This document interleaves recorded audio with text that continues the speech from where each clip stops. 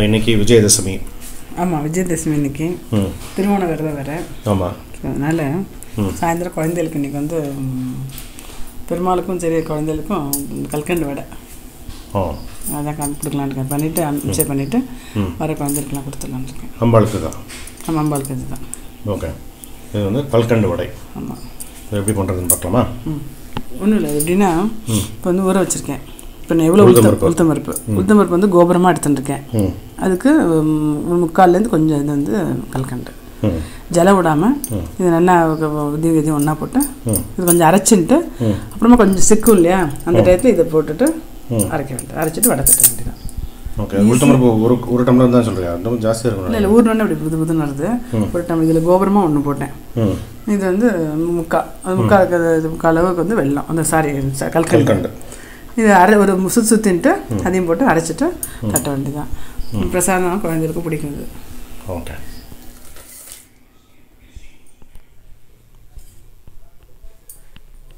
அரைச்சிட்டேன். அப்படி போட்டுறேன். அப்படி இப்போ வடை மாதிரி தட்டிட வேண்டியதான். வடை மாதிரி தட்டலாம், இல்லை போண்டா மாதிரி கூட பண்ணலாம். ஓகே, அப்படி என்ன பண்ணலாம், அப்படி இருக்கு இல்லையா, என்ன பண்ணலாம். என்ன ப்ரோக்ராம் சொன்னீங்க சாயந்தரங்க? பானாசுரன் வதம் இருக்கும். இந்த சூரசம்ஹாரம் மாதிரி பானாசுரன் வதம் இருக்கும் 10ஆவது நாள். பானாசுரன்ங்கிறது பெரிய அசுரன் ஜிஸ்ரீ. ஓகே, அந்த அசுரனை வந்து வதம் பண்ணுறதுக்கு அவனோட விதி எப்படின்னா கன்னியா பொண்ணோட மட்டும்தான் வதம் பண்ண முடியும் அப்படிங்கிறது அவனுடைய சாபம். அவன் எல்லாரையும் வந்து ரொம்ப அட்டகாசம் பண்ணிட்டு இருந்தான் அந்த அசுரன். இது கதை எப்படின்னா, ஒரு காலத்தில் பகன் முகன் அப்படின்னு 2 அசுரர்கள். அவன் வந்து ரொம்ப வந்து எல்லாருக்கும் தொல்லை கொடுத்து தேவர்கள்லாம் போய் ஒரு நாள் காசி விஸ்வநாதர்கிட்ட போய் முறையிடுவார். அப்போது காசி விஸ்வநாதர் 2 தேவிகளை படைப்பார். வடக்கில் ஒன்று, தெற்கில் ஒன்று. வடக்கில் வந்து காளி தேவி கொல்கத்தா, தெற்கில் வந்து கன்னியாகுமரியில் இருக்கிற பகவதி அம்மன். இந்த கன்னியாகுமரியில் இருக்கிறது தான் பாலாம்பிகை. 2 பேரை உருவாக்குவார். உருவாக்கி இந்த அசுரர்களை வதம் பண்ணுறதுக்காக. அசுரர்கள் வதம் முடிஞ்சிடும். வதம் முடிஞ்சதுக்கப்புறம் இந்த கன்னியாகுமரி பாலாம்பிகா இருக்கா இல்லையா, வந்து தானுமாலய கடவுள். ஆமாம், தானுமாலய பெருமான் சிவபெருமானுக்கு வேண்டிப்பா அந்த கன்னியாகுமரி பகவதி அம்மன். அப்போது இந்த பானாசுரன் வதம் இருக்கும். இந்த பானாசுரனுக்கு ஒரு விதி என்னென்னா, கன்னியா பொண்கள் கையால் தான் அவனுக்கு அழிவு அப்படின்னு. அப்போ தேவர்கள்லாம் பயப்படுவாங்க. ஏன்னா பகவதி வந்து சிவபெருமானோட கலந்துட்டான்னு வச்சுக்கோ, இந்த அசுரவதம் நடக்காதே. ஏன்னா அவனுக்கு வந்து கன்னியா பொண்கள்னால தான் அழிவு அப்படிங்கிறது இருக்கு அவனுக்கு விதி. அது வந்து இந்த பகவதி அம்மனால் தான் முடியும். ஆனால் பகவதி அம்மன் வந்து சிவபெருமானை அடைக்கிறதுக்காக தவம் இருக்கா. சிவபெருமான் வந்து தானுமாலய கடவுள் வந்து தேவர்களுக்கெல்லாம் சொல்லி நான் வர்றதா தகவல் கொடுத்துரு அப்படின்னு சொல்லிடுவார். ஸோ கல்யாணத்துக்கு 2 பேருமே ரெடி ஆகிடுவான். 2 கல்யாணம் ரெடி ஆகிடுச்சுன்னா அசுரவதம் நடக்காதுங்கிறனால எல்லாரும் தேவர்கள் நாரதர்கிட்ட போவான். நாரதர் ஏதாவது கலகம் பண்ணுவார் இல்லையா, நாரதர்கிட்ட போய் இந்த மாதிரி இருக்கு, முதல்ல அசுரவதம் முடியணும், அதுக்கப்புறம் தான் கல்யாணம் நடக்கும் அப்படின்னு சொல்லுவார். அப்போ நாரதர் என்ன சொல்லுவார்னா, தானுமாலயருக்கு 2 கண்டிஷன் கொடுப்பார். ஒன்று வந்து காலமுறை சூரிய உதயம் முடியறதுக்கு 1 நாழிகைக்கு முன்னால் மணமகன் மணவரைக்கு வந்துடணும், அது ஒரு கண்டிஷன். இன்னொரு கண்டிஷன் வந்து சீதனம். கன்னியாகுமரிக்கு 5 சீதனமாக நீ எடுத்துன்னு வரணும். ஒன்று வந்து கண்ணு இல்லாத தேங்காய். ஆமாம், கண்ணு இல்லாத தேங்காய். 2வது காம்பு இல்லாத மாங்காய். 3வது நரம்பு இல்லாத வெத்தலை.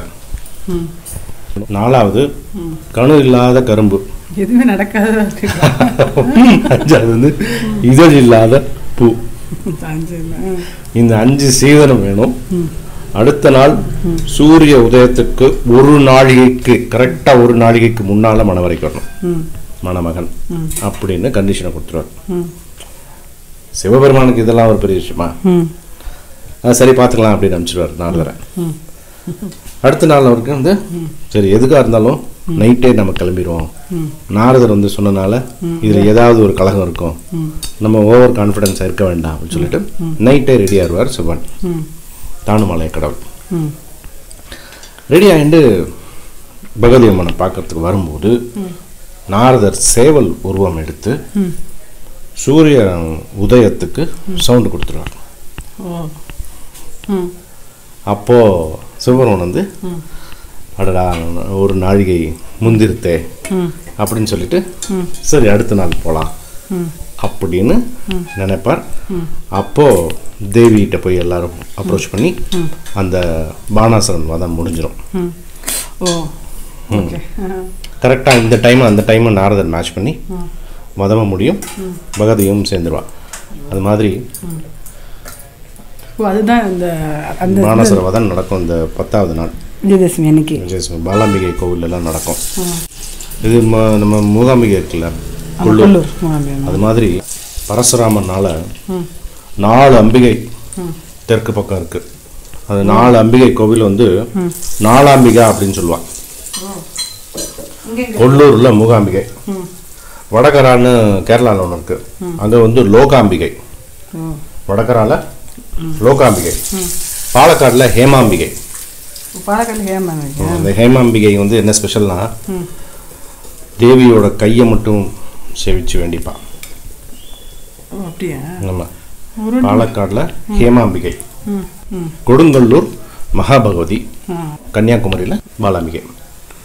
இதெல்லாம் வந்து தெற்கு பக்கம் கொடுத்த 4 அம்பிகையும் சேர்த்து இந்த கொல்லூர் மூகாம்பிகையும் சேர்த்து 5 பகவதி. இது வந்து ஸ்ரீ பரசுராமனால் நிறுவப்பட்ட கஷேத்திரங்கள் அப்படின்னு சொல்லுவாள்.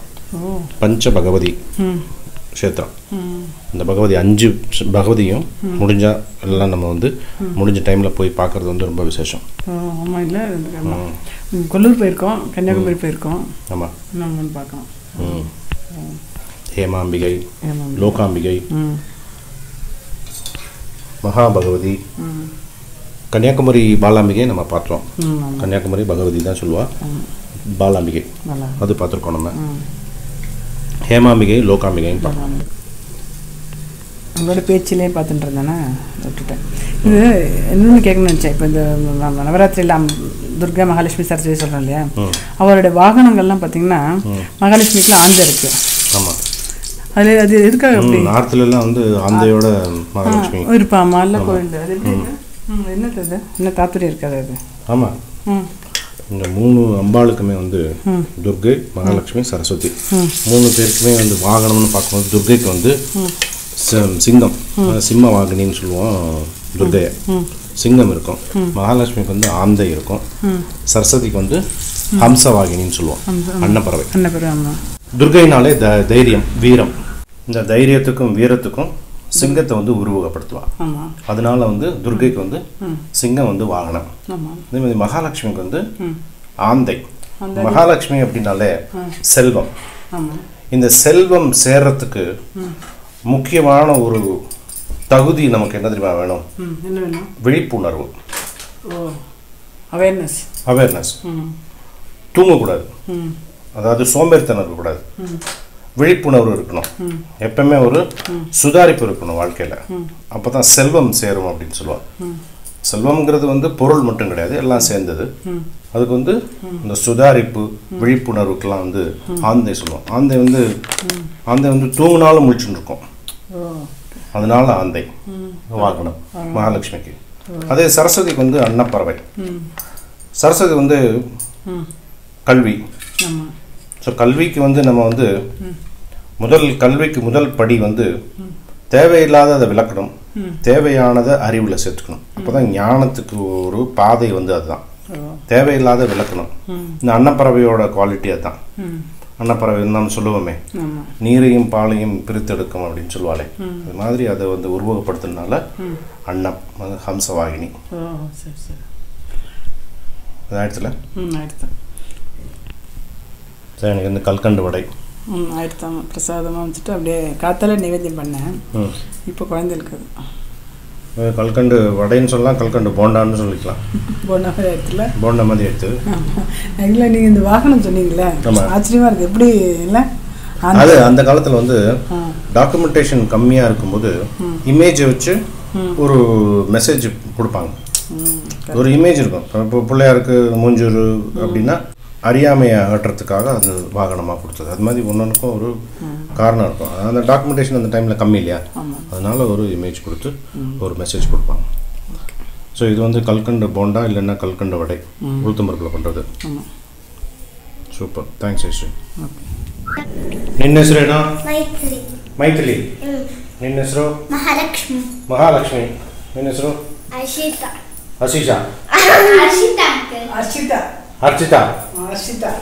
ನಿನ್ನ ಹೆಸರು? ತೇಜಸ್ವಿನಿ. ತೇಜಸ್ವಿನಿ. ನಿನ್ನ ಹೆಸರು? ಕೃತಿಕಾ. ಕೃತಿಕಾ. ಲಲಿತಾ ಯಾರು? ಅದು ಅವ್ರ ಲಲಿತಾ. ಲಲಿತಾ ಮಾತಾಡ್ತಿರ್ತಾರೆ. ಚಿಕ್ಕ ವಯಸ್ಸಿನ ಅವಳ ಹೆಸರು ಹರ್ಷಿತಾ ಆಂಟಿ. ಹರ್ಷಿತಾ.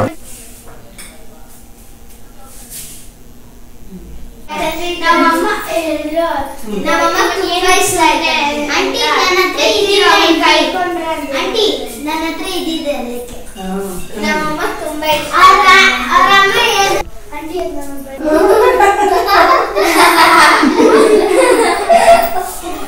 ಹೌದು. ಹಾಡಿಲ್ಲದು ಯಾರು? ಹಾಂ, ನೀವು 3 ಜನನಾ? ಹಾಂ, ಸ್ಟಾರ್ಟ್ ಮಾಡಿ. ಗಜಮುಖನೇ ಗಣಪತಿಗೆ ನಿನಗೆ ವಂದನೆ, ನಂಬಿದವನ ಪಾಲಿನ ಕಲ್ಪತರು ನೀನೆ. ಓ ಓ ಗಜಮುಖನೇ ಗಣಪತಿಗೆ ನಿನಗೆ ವಂದನೆ, ನಂಬಿದವನ ಪಾಲಿನ ಕಲ್ಪತರು ನೀನೆ.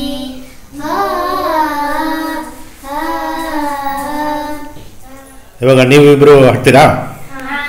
ಹಾಂ, ಶುರು ಮಾಡಿ. ಏಕದಂತಾಯ ವಕ್ರದುಂಡಾಯ ಗೌರಿ ಕಣಯಾಯ ಧೀಮಹಿ, ಗಣೇಶಾನಾಯ ಬಾಲಚಂದ್ರ ಶ್ರೀ